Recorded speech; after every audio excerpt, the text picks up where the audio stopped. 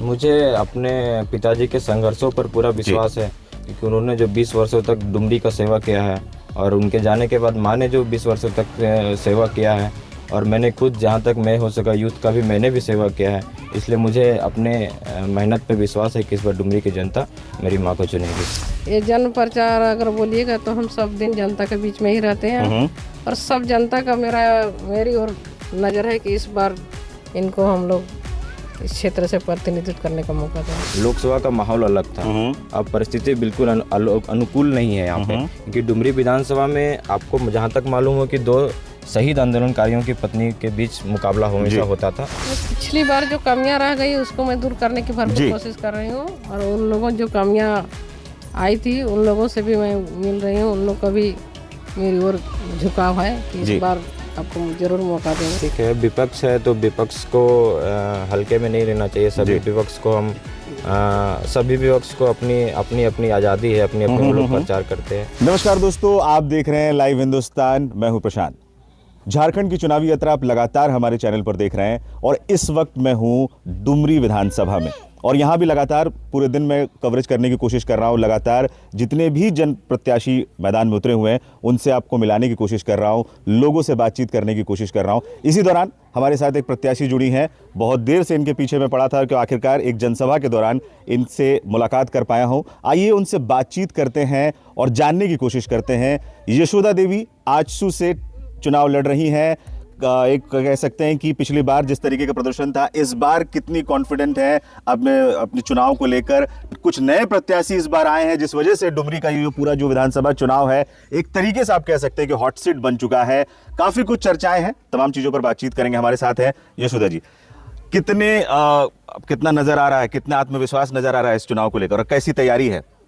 देखिए, हमें पूर्ण विश्वास है कि इस बार एनडीए की जीत होगी, क्योंकि जनता इस बार बदलाव चाह रही है। जी, आप अपनी तैयारी को लेकर किस तरीके से हैं? एनडीए की तो अपनी जगह है ही, आप अब तक जिस तरीके का जन प्रचार आप कर रही हैं, किस तरीके का रिस्पांस मिल रहा है आपको? मेरा तो ये जन प्रचार अगर बोलिएगा तो हम सब दिन जनता के बीच में ही रहते हैं और सब जनता का मेरी और नज़र है कि इस बार इनको हम लोग इस क्षेत्र से प्रतिनिधित्व करने का मौका देंगे। जी। पिछली बार अगर कुछ कमियां जो रह गई थी उनको किस तरीके से दूर कर रही हैं, और इस बार क्या कुछ अलग करने की कोशिश है, या फिर वही जो आप जिस तरीके से करती आ रही हैं वही है?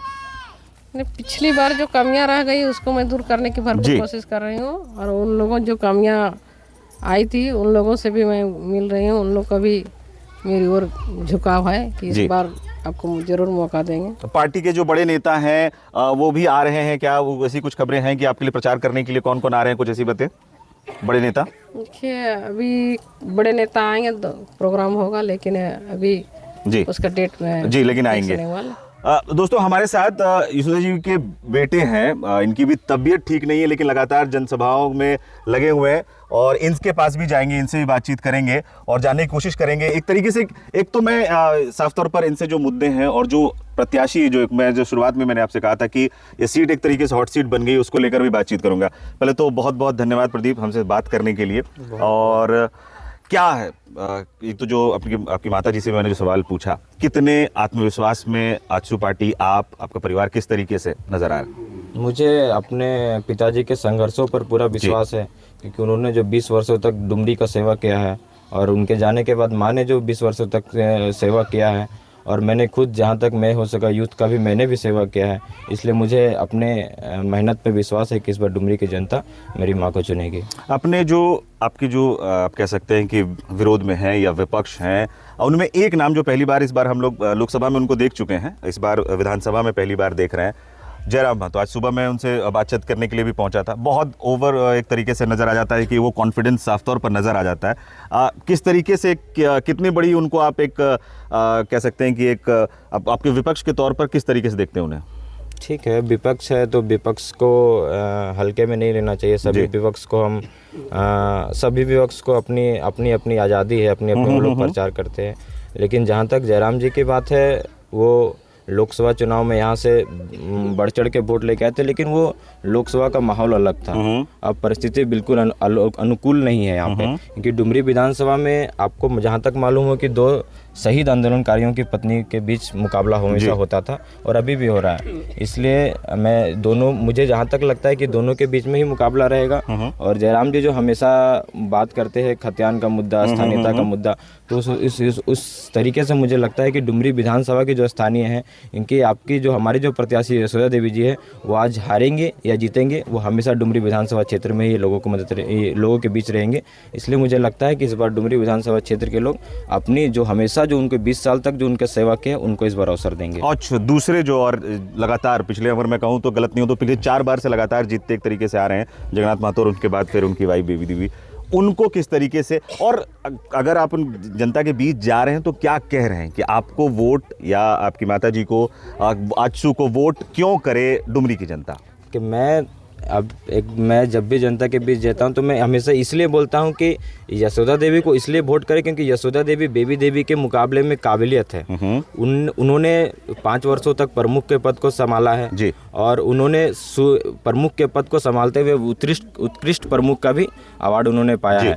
इसलिए बेबी देवी जी हमारे आदरणीय हैं। हालांकि उनको राजनीतिक माना उनकी मजबूरी थी, तो वो मजबूरी के लिए उन्होंने डुमरी की जनता ने उन्हें अवसर भी दिया और 1.5 साल तक वो लगभग मंत्री भी रही। लेकिन अब डुमरी की जनता चाहती है कि उनके आवाज़ों को, जो डुमरी की जनता जो चाहती है अच्छी शिक्षा, अच्छी स्वास्थ्य, अच्छे जो पलायन हो उसको रोकने के लिए, उनके जो आवाज़ों को उसके मुद्दों को सदन तक कौन रखे, वैसी महिला को चुनना चाहती है। और यशोदा देवी इस मामले में एकदम परफेक्ट है क्योंकि उन्होंने उस ज़माने में 10th ISC से पढ़ाई की, जिस ज़माने में लोगों के पास गाड़ी तक की सुविधा नहीं होती थी कि वहाँ जाने के लिए 15-16 किलोमीटर दूर पैदल चल के उस ज़माने में वो पढ़ाई की है और बिल्कुल पढ़ी लिखी महिला है और आपके बातों को सदन तक रखेगी। यही मैं आप लोगों को समझा रहा हूँ जी। बहुत बहुत। आपका नाम क्या हुआ? नवीन महतो नाम हुआ, पार्टी के। मैं थोड़ा सा आपसे ये समझना चाहूँगा, राजनीतिक बातें उन्होंने अपनी कह दी, अपनी जो उनको लग रहा है आत्मविश्वास है, यहाँ के डुमरी के मुद्दे क्या हैं, किस बात पे इस बार लोग वोट करेंगे इस बार? सबसे पहली बात तो मैं कहूँगा कि पूरे झारखंड में इस सरकार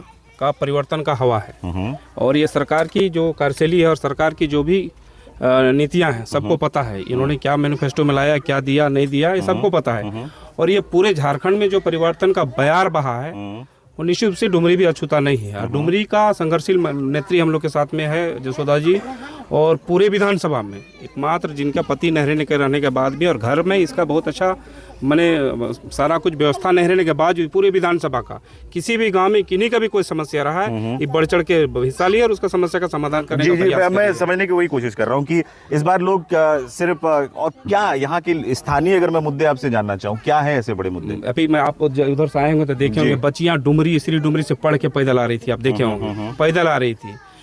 पूरे डुमरी ब्लॉक में 3 ब्लॉक है, डुमरी में आपका 3 ब्लॉक पड़ता है, तो पूरे डुमरी क्षेत्र में आप कहीं भी नहीं देखेंगे कोई डिग्री कॉलेज मिले। पूरे डुमरी क्षेत्र में कहीं भी एक ढंग का सरकारी अस्पताल नहीं मिला होगा।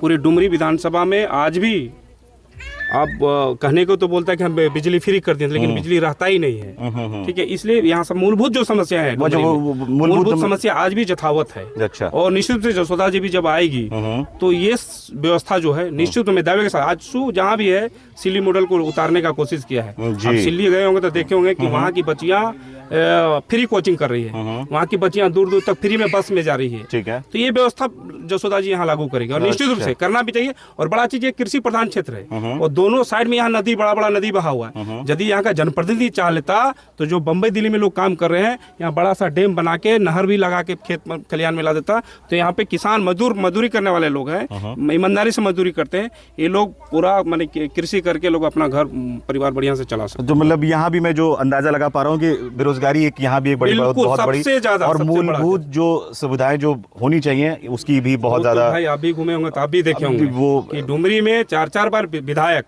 2-2 बार मंत्री, पति पत्नी दोनों बार मंत्री। निश्चित रूप से जगन्नाथ महतो आंदोलनकारी है, उनको मैं सच्चा श्रद्धांजलि देता हूँ।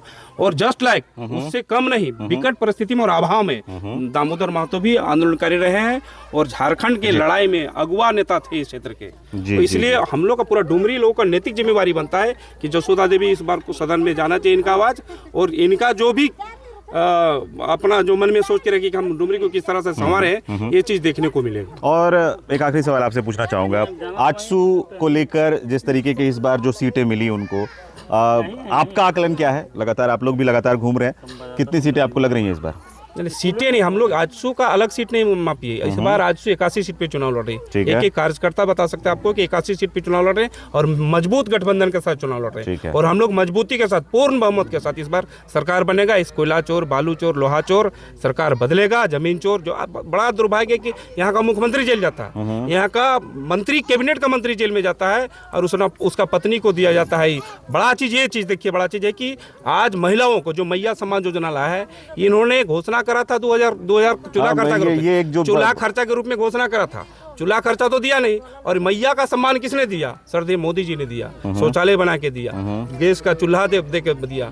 और आप जिस सम्मान की बात करते हो, इरफान अंसारी का बयान आप सुनोगे, कैबिनेट का मंत्री है, मैया को, माने सीता जी को, सीता सोरेन को, लेकिन एक बात मैं कहूंगा कि सीता आप सोरेन जो बात कर रहे हैं उसी का काउंटर मैं कर रहा हूँ कि अगर आप मैया की बात करें तो आप लोगों में कल का मैनिफेस्टो निकला है, उस पर भी गोगो तो आप भी लेके आए हैं, तो बहुत कोई फर्क कुछ कहाँ है? मैंने तो शुरू से मैया का सम्मान किया, मैंने शुरू ही शौचालय दिया है लोगों को, आपने तो दे दिया था, तो फिर गोगो योजना की जरूरत क्या थी? एसएचजी की जो बात है, जो समूह बना, महिलाएं एक साथ बैठी है, सुदेश जी के पहल पे एसएचजी शुरू हुआ। आज पूरे देश से एडवर्टाइज को किया है। आज महिलाएं बैठी है और महिलाओं को बड़ा जिम्मेवारी दिया है एसएचजी में, बहुत बड़ा जिम्मेवारी दे रही है। इनको जिम्मेवारी दिया है कि गांव में छुआछूत खत्म करना है, गांव में जो अभी की डायन प्रथा, ये सब प्रथा, इसको खत्म करना है और आत्मनिर्भर होना है, इसी के साथ साथ होना। बड़ा दायित्व तो साथ संकल्प के साथ इनको लोग को दिया गया। हम लोग शुरू से मैया के सम्मान में रहे, मैया सम्मान झूठ मूठ के लाया गया है, ये चुनावी खर्चा देने के लिए ये सब चीज लाया। जी बिल्कुल।